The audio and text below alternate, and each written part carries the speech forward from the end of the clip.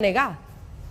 चलिए, धन्यवाद आपको कि आपने चुनाव के नतीजे बता दिए और आप मानती हैं कि मुख्यमंत्री हमारा ही होगा। उसके लिए आपको बहुत बहुत धन्यवाद। पहली मिठाई मैं आप ही को खिलाऊंगा जब नतीजे आएंगे।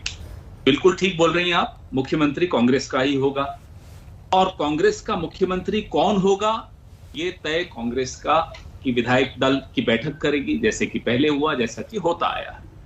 यहां ऐसा नहीं है कि मुख्यमंत्री को भी टीवी से मालूम पड़े, गुजरात के मुख्यमंत्री को, कि अब उन्हें इस्तीफा देना है या उनको बदलने की अब कयास हो रहे हैं।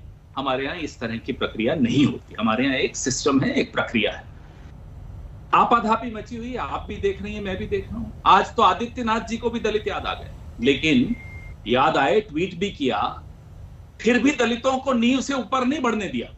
अपने ट्वीट में भी इशारे इशारे में आदित्यनाथ जी ने कह दिया कि वो नींव के हैं, नींव में ही रहें, कंगूरा नहीं बनने की कोशिश करें, इमारत न बनने की कोशिश करें। तो इनकी मानसिकता बड़ी स्पष्ट सामने आ गई है। आज जो आपाधापी मची है तमाम राजनीतिक दलों में, विशेष तौर पे भारतीय जनता पार्टी, इनकी असलियत सबके सामने खुल गई।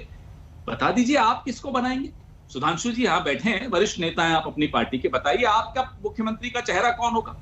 हमारे लिए पूछ रहे हैं साहब आपका ये होगा या वो होगा। देखिए हमारे पास तो बहुत सारे हैं, आप अपना बताइए ना कौन होगा। पंजाब में भी बताइए। हम तो आपका जो सिटिंग जहां चीफ मिनिस्टर है वहां तो हम पूछते ही नहीं, क्योंकि आपको भी नहीं मालूम है। अचानक आप दिन में 3-3 बार बदल देते हैं। अभी 5 बजे तक पता नहीं कौन था मुख्यमंत्री उत्तराखंड का, 7 बजे कौन होगा नहीं मालूम। आप नमक छिड़क रहे हैं पवन जी। एक सिस्टम है। आप सांसद महोदय पर नमक छिड़क रहे हैं, कह रहे हैं आप लोगों को पता ही नहीं होगा। नमक नहीं, ये तो सबको मालूम है कि अब 7 बजे, हमें क्या मालूम कि भारतीय जनता पार्टी कौन सा मुख्यमंत्री का बदल देगी। सुधांशु जी को कहां पता होगा। लेकिन सुधांशु जी, 17 राज्यों में आप लोगों की सरकार है, एक भी दलित मुख्यमंत्री क्यों नहीं है? इस सवाल का जवाब दीजिए ना।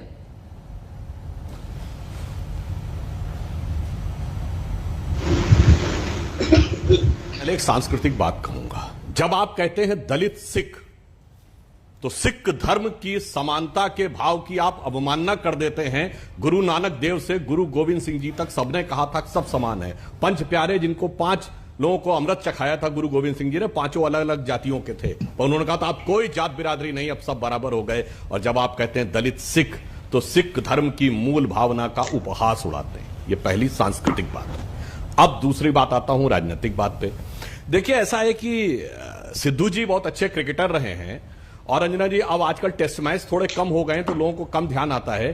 टेस्ट मैच में एक रूल होता था कि यदि खेल खत्म होने वाला हो और उससे पहले बैट्समैन आउट हो जाए तो मेन बैट्समैन को नहीं उतारा जाता था, किसी टेलेंडर को उतार दिया जाता था। उसको कहते थे नाइट वॉचमैन, यानी जो सिर्फ समय काटने के लिए आता था कि स्टंप्स होने तक समय काट ले, असली बैट्समैन तो आएगा अगले दिन जब खेल शुरू होगा। तो इन्होंने नाइट वॉचमैन बनाकर उनको उतारा है। किसके लिए? कि असली बैट्समैन सिद्धू वो बाद में आएंगे। अब दूसरी बात आई है, इन्होंने कहा कि चेहरे 2 होंगे, कोई बात नहीं, इसमें कौन सी समस्या की बात है।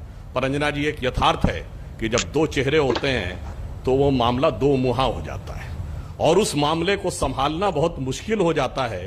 क्योंकि कबीरदास कह गए हैं कि चलती चक्की देख के दिया कबीरा रोए, और 2 पाटन के बीच में साबुत बचा न कोई। और जहां जहां 2-2 पाट हैं देख लीजिए ना, 2 पाट राजस्थान में है, वहां स्थिति देख लीजिए, 2 पाट छत्तीसगढ़ में है, वहां स्थिति देख लीजिए। 3 ही जगह तो इनकी स्पष्ट बहुमत की सरकार है, पंजाब में, राजस्थान में और छत्तीसगढ़ में। हर जगह 2 चेहरे, 2 मुहा, 2 पाट के बीच में फंसे हुए हैं। आपने भी ऐसा कड़वा सच बोला पवन जी, तो जानते हैं राजस्थान